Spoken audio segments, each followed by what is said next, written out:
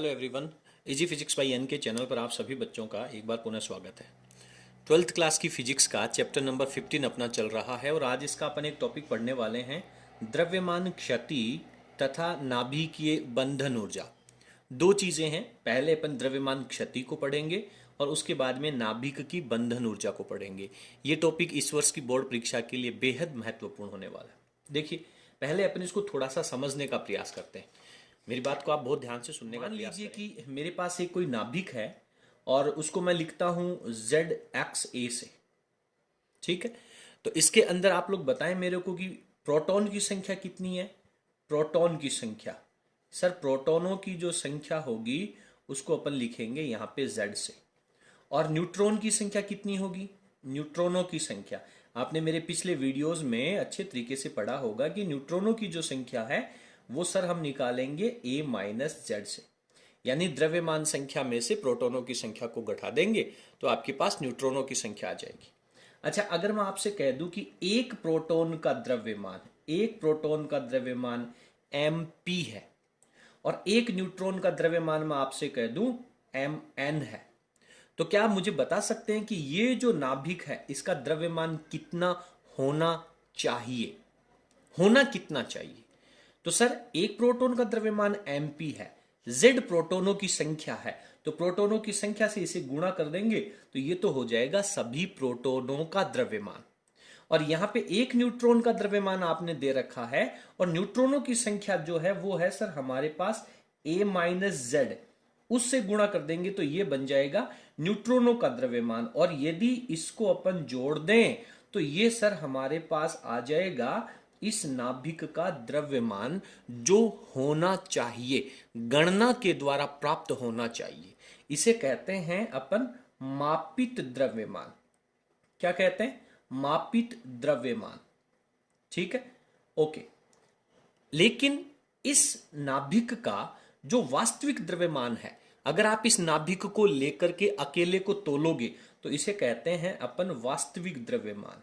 किसका द्रव्यमान? नाभिक का वास्तविक द्रव्यमान। वास्तव में कितना है, कहीं ऐसा तो नहीं है कि कोई प्रोटॉन और न्यूट्रॉनों का द्रव्यमान है वो उसके योग से कम आ जाए। डेफिनेटली वास्तविक द्रव्यमान जो है उसे अपन कैपिटल M से रिप्रेजेंट करेंगे और आप देखेंगे कि सर कैलकुलेशन के द्वारा जो द्रव्यमान प्राप्त हुआ, सिग्मा M की जो वैल्यू है वो इस वास्तविक द्रव्यमान से ज्यादा है। यानी वास्तव में जो द्रव्यमान इस नाभिक का है वो गणना से प्राप्त द्रव्यमान से कम होगा। अब इसके पीछे मैं आप लोगों से एक क्वेश्चन पूछना चाहूंगा कि आप लोगों ने 12th क्लास की फिजिक्स में चैप्टर नंबर 1 में पढ़ा कि कूलाम का नियम, और कूलाम कहता है कि दो समान प्रकृति के आवेशों के बीच में प्रतिकर्षण होता है, विपरीत प्रकृति के आवेशों के बीच में आकर्षण होता है। तो क्या कभी आपने ऐसा सोचा है कि यार नाभिक में तो प्रोटॉन्स जो होते हैं वो सारे ही पॉजिटिव होते हैं और न्यूट्रॉन जो होते हैं वो सारे उदासीन होते हैं। चलो मान लो उदासीन है तो उनके बीच में तो कोई प्रतिकर्षण नहीं लग रहा, लेकिन प्रोटॉनों के बीच में तो प्रतिकर्षण बल लगना चाहिए ना। यानी कि सारे के सारे प्रोटॉन है वो तो नाभिक से बाहर निकल जाने चाहिए, लेकिन फिर भी प्रोटॉन है वो नाभिक से कभी भी बाहर नहीं निकलते हैं। कैसे नहीं निकलते हैं? कौन सा बल है जो उन सभी प्रोटॉनों को बांध करके रख रहा है? मान लीजिए कि आपकी क्लास में आप 50 बच्चे हैं और वो आप प्रोटॉनों की भांति कार्य कर रहे हैं और आपस में आप सभी बच्चों के बीच में आपस में किसी बात को लेकर के डिस्प्यूट हो गया या लड़ाई हो गई, यानी प्रतिकर्षण हो गया। लेकिन यदि आपके स्कूल के जो सर हैं, खूंखार वाले सर, धांसू वाले सर, वो आपके स्कूल के बाहर खड़े हैं, आपके क्लासरूम के बाहर खड़े हैं, तो क्या आप सब लोग एक दूसरे से प्रतिकर्षित होने के बावजूद भी क्या आप अपनी क्लासरूम से बाहर निकलेंगे? नहीं सर, बाहर तो नहीं निकलेंगे, नहीं तो पीटीआई जी ले डंडो और 12 घसीट के ग्राउंड में ले जाओगा और फिर मुर्गा बना के मारेगा।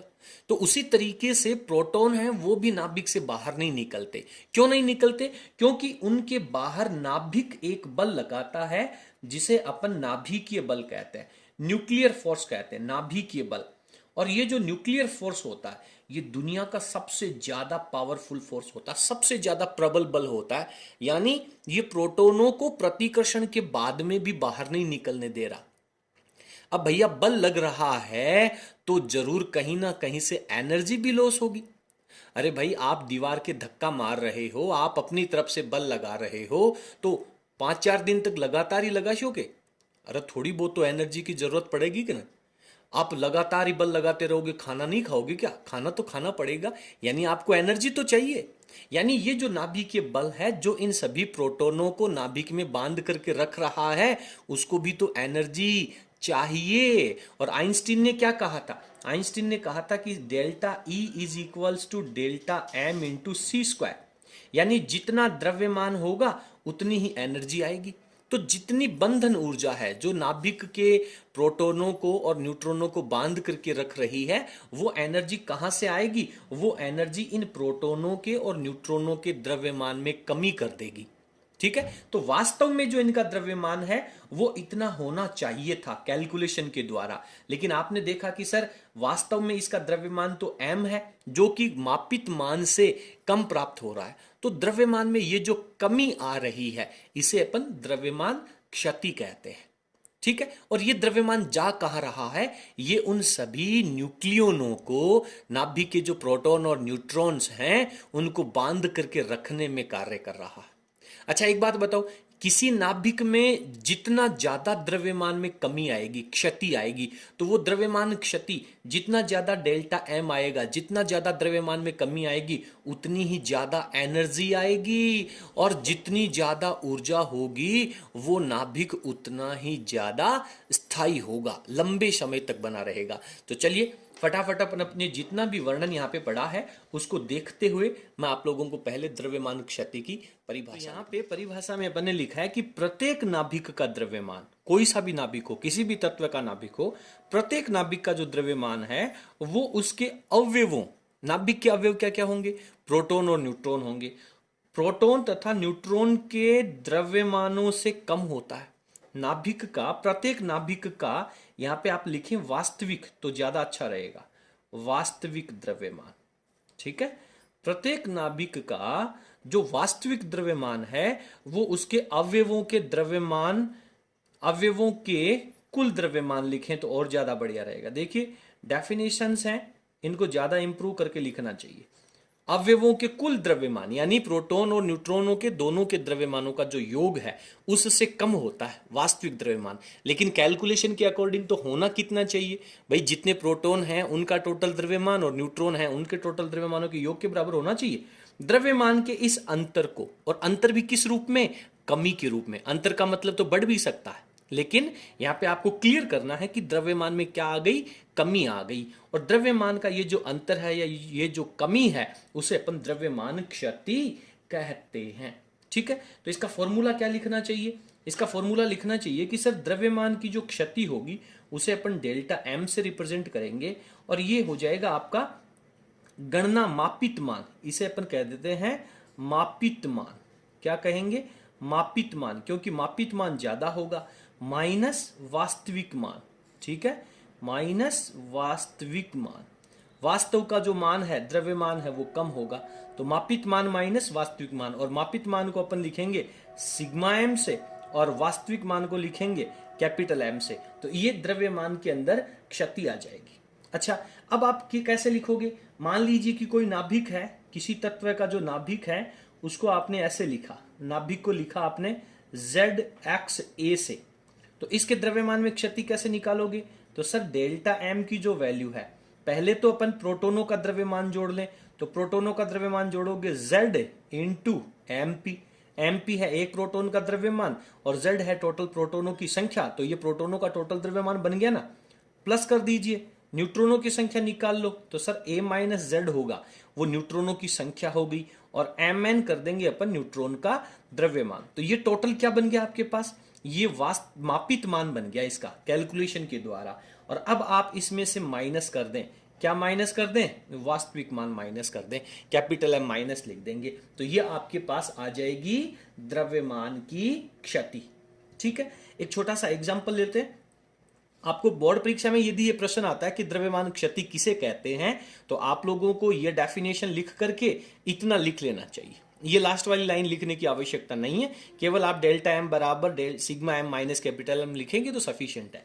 ये तो आपको कब समझना है, ये इसलिए समझना है कि यदि कोई न्यूमेरिकल आ जाए तो आपको समझना है। देखिए एक बात मैं आप लोगों को बता दूं कि जब आपने परमाणु का द्रव्यमान मात्रक पढ़ लिया, ठीक है, और उसके बाद में अब आप एमपी यानी प्रोटॉन का द्रव्यमान किलोग्राम में नहीं लिखेंगे, न्यूट्रॉन का द्रव्यमान किलोग्राम में नहीं लिखेंगे, और नाभिक का जो वास्तविक द्रव्यमान है वो भी किलोग्राम में नहीं दिया हुआ होगा।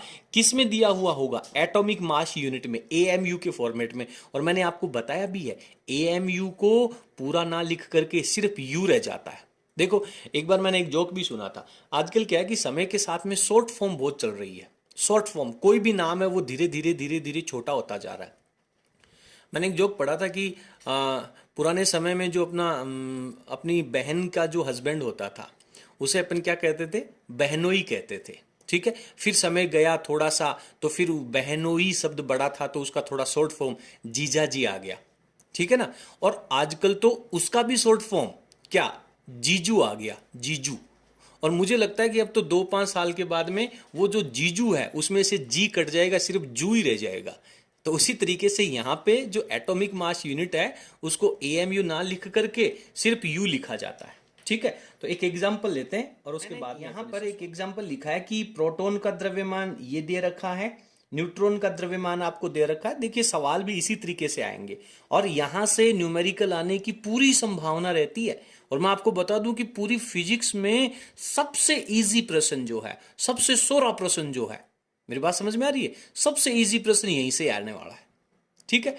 तो आपको यहां पे ऑक्सीजन के नाभिक का द्रव्यमान, जो वास्तविक द्रव्यमान है, वो आपको दे रखा है। तो सवाल कह रहा है कि ये जो ऑक्सीजन का द्रव्यमान है, नाभिक का द्रव्यमान है, इसमें द्रव्यमान क्षति ज्ञात करो, कैलकुलेट करो।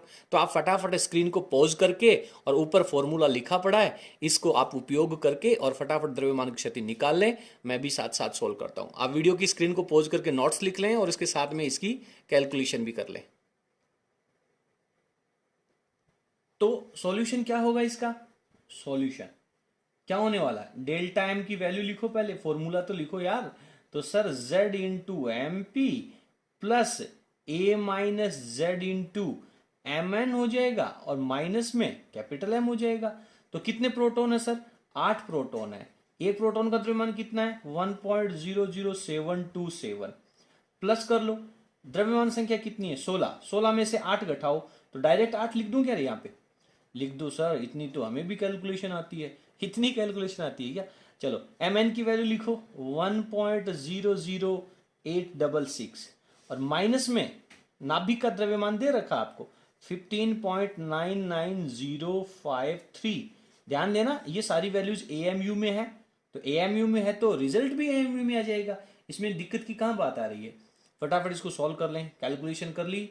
चलिए मेरे पास इसका जो आंसर आ रहा है वो 0.1369 एंड 1 आ रहा है। तो मात्रक लिखना तो बनता है, तो ये एएमयू आ जाएगा। तो इस तरीके से आप लोगों को द्रव्यमान क्षति जो है वो कैलकुलेट कर लेनी चाहिए, ठीक है। और ये जो द्रव्यमान क्षति है वो किसके रूप में काम में आएगी? सुनना मेरी बात को, समझना। ये द्रव्यमान क्षति है वो नाभिक के न्यूक्लियॉन्स को बांधने में आवश्यक ऊर्जा के रूप में काम में आएगी। और जिस नाभिक की द्रव्यमान क्षति जितनी ज्यादा होगी वो नाभिक उतना ही ज्यादा स्थायी होगा, ठीक है। क्लियर है? अब यहां पे एक और इंपॉर्टेंट बात आ रही है, इन नाभिकों को बांधे रखने के लिए ये जो आवश्यक ऊर्जा है, अगर इतनी ऊर्जा नाभिक को दे दी जाए तो इसका मतलब क्या है? यानी इन न्यूक्लियनों को बांधने में जो आवश्यक ऊर्जा है, इतनी ऊर्जा यदि इन न्यूक्लियंस को दे दी जाए तो सारे जो न्यूक्लियंस हैं वो बंधन मुक्त हो जाएंगे, फ्री हो जाएंगे, ठीक है। चलिए, तो इसे अपन नाभिक की बंधन ऊर्जा भी कहते हैं। तो अब अपना अगला टॉपिक रहेगा नाभिक की बंधन ऊर्जा। फटाफट आप स्क्रीन को पॉज करके इसका सॉल्यूशन लिख लें अगले पेज में। अब अपन यहाँ पे नाभिक की बंधन ऊर्जा निकालेंगे। आप जानते हैं कि आइंस्टीन ने जो द्रव्यमान ऊर्जा संबंध का समीकरण दिया था, तो वहां से बंधन ऊर्जा आ जाएगी डेल्टा ई बराबर कितना द्रव्यमान में कमी आई? डेल्टा एम, और इनटू में सी स्क्वायर। ये हो जाएगी बंधन ऊर्जा। अब आप डेल्टा एम की वैल्यू चाहे तो लिख लें। डेल्टा एम की वैल्यू क्या लिखेंगे सर? z को अपन एम पी से मल्टीप्लाई करेंगे, उसके बाद में द्रव्यमान संख्या में से z घटाएंगे तो न्यूट्रॉनों की संख्या, उसको न्यूट्रॉन के द्रव्यमान से गुणा कर देंगे, उसके बाद में इसमें से कैपिटल एम माइनस कर देंगे और ये जो आपके पास वैल्यू है वो डेल्टा एम की आ जाएगी और इनटू में सी स्क्वायर लगा देंगे। ठीक है, तो इसे अपन नाभिक की बंधन ऊर्जा कहते हैं। अच्छा, ये बंधन ऊर्जा जो है वो कितने न्यूक्लियोनों को बांध करके रख रही है?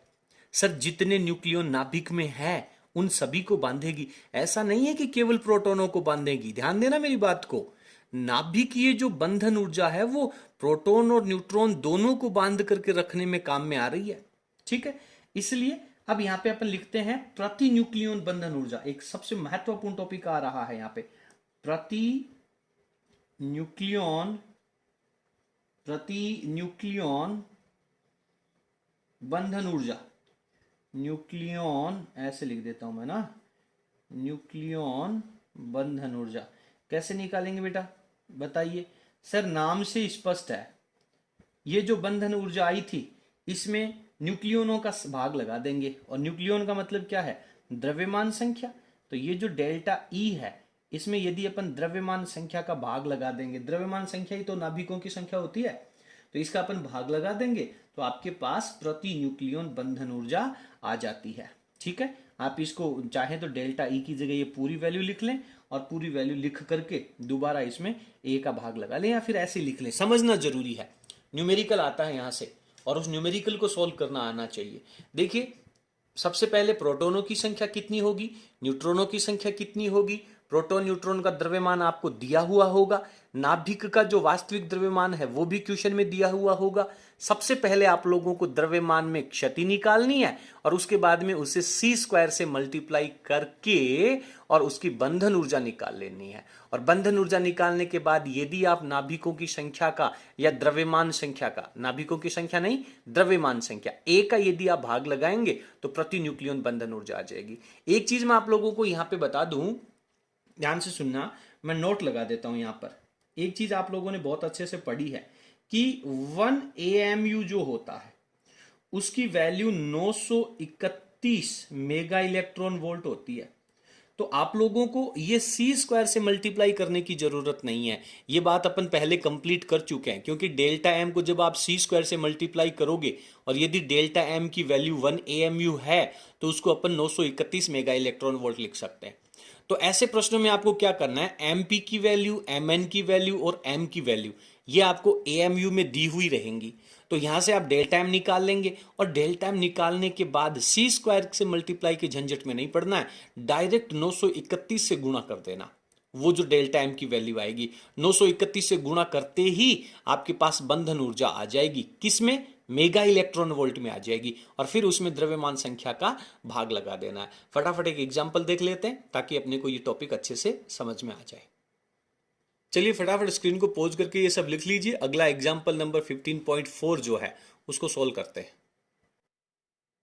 सवाल कह रहा है कि अग्रलिखित नाभिकों के लिए बंधन ऊर्जाएं ज्ञात कीजिए। केवल बंधन ऊर्जा निकालनी है, ध्यान देना, प्रश्न को बहुत अच्छे से पढ़ना है। बंधन ऊर्जा निकालनी है किसके लिए? पहला प्रश्न कह रहा है ड्यूट्रॉन के लिए।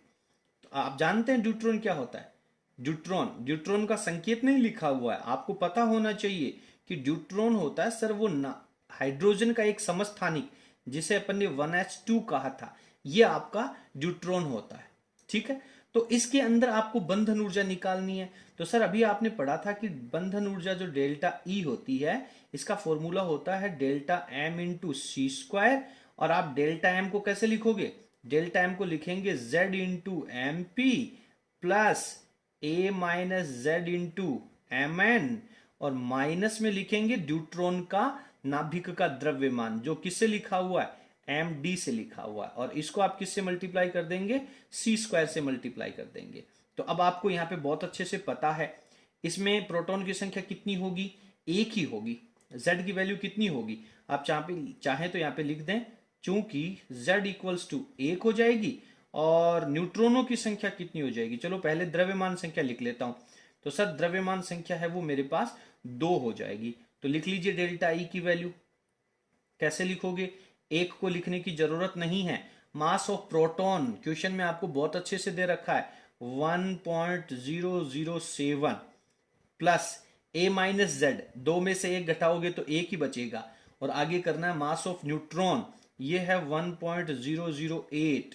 उसके बाद में न्यूट्रॉन का नाभिक का वास्तविक द्रव्यमान ये दे रखा है 2.013 यू। ध्यान देना किस में दे रखा है, ये आपको किलोग्राम में ना दे करके यू में दे रखा है। और यू को अगर आप और सी स्क्वायर को हटाओगे तो डायरेक्ट आप यहां पे 931 से मल्टीप्लाई कर देंगे। ठीक है, जैसे ही आप 931 से मल्टीप्लाई करेंगे आप इसकी कैलकुलेशन कर लें, ये 2.015 हो जाएगा, क्योंकि 7 और 8 कितना होता है 15 हो जाएगा। 2.015 और ये क्या बचेगा 2.013। तो आपके पास डिफरेंस बचेगा 0. कितना 002 और इनटू में 931 चल रहा है। तो रिजल्ट निकाल ले, रिजल्ट आ जाएगा 1.862। क्या आ जाएगा मेगा इलेक्ट्रॉन वोल्ट। तो इतनी बंधन ऊर्जा आ जाएगी आपके पास न्यूट्रॉन की। सेकंड पॉइंट पढ़ लेते हैं इसका। सेकंड पॉइंट किसके कह रहा है, ये स्ट्रोंशियम दे रखा है 50 SN120। ठीक है, तो इसमें प्रोटॉनों की संख्या Z की वैल्यू होगी सर 50, द्रव्यमान संख्या होगी सर 120। यहां से आपको निकालना है डेल्टा E। तो डेल्टा E का फॉर्मूला क्या कहता है बताइए देखें। तो फॉर्मूला दोबारा लिखने की जरूरत नहीं है, ऊपर आप लिख चुके हैं। तो 50 इंटू 1.007 प्लस न्यूट्रॉन कितने हो जाएंगे 120 माइनस 50 सर 70 हो जाएंगे, इंटू 1.008। ठीक है, और इंटू में स्ट्रोंशियम का द्रव्यमान आपको दे रखा है 119.902, 119.902। ये वैल्यू यू में दे रखी है और आपको आगे कर देना है सी का स्क्वायर। आप इसको कैलकुलेट कर लें, कैलकुलेट करें बेटा इसको। तो कैलकुलेट करेंगे तो आपके पास इसकी वैल्यू इन दोनों को मल्टीप्लाई करके, इनका मल्टीप्लाई करके प्लस करेंगे और उसमें से ये वैल्यू सॉल्व करेंगे। फटाफट वीडियो की स्क्रीन को पॉज करके और रफ में आप इसको पहले सॉल्व कर लें। तो इसका जो वैल्यू है डेल्टा एम की वैल्यू है ये आपके पास आ जाएगी 1.008 और इनटू में सी स्क्वायर के झंझट में ना पढ़ करके डायरेक्ट आप 931 से मल्टीप्लाई कर देना। तो मेगा इलेक्ट्रॉन वोल्ट के अंदर एनर्जी की वैल्यू आ जाएगी। तो ये 938 पॉइंट के बाद में क्या रहेगा 448। तो आंसर क्या लग जाएगा मेगा इलेक्ट्रॉन वोल्ट लग जाएगा। तो इस तरीके से आप लोगों को बहुत अच्छे तरीके से, केवल जोड़ बाकी गुणा भाग तो है ही नहीं, 3 ही चीजें हैं। 10वीं क्लास तक बहुत बार पढ़ा, 10वीं क्लास तक क्या 6ठी क्लास तक ही गणित में पढ़ा है। ठीक है, तो उम्मीद करता हूं कि आज का टॉपिक आपको बहुत अच्छे से समझ में आया होगा। द्रव्यमान क्षति क्या होती है, बंधन ऊर्जा क्या होती है और प्रति न्यूक्लियन बंधन ऊर्जा क्या होती है। ठीक है, आज के वीडियो में इतना ही। आपको हमारा आज का कंटेंट कैसा लगा चैट सेक्शन में हमें जरूर लिखिएगा और यदि आपको हमारा वीडियो पसंद आया तो प्लीज वीडियो को लाइक करें और अपने सभी फ्रेंड्स के साथ शेयर जरूर करें यार, शेयर करना तो बनता है। ठीक है, बहुत बहुत धन्यवाद, थैंक यू।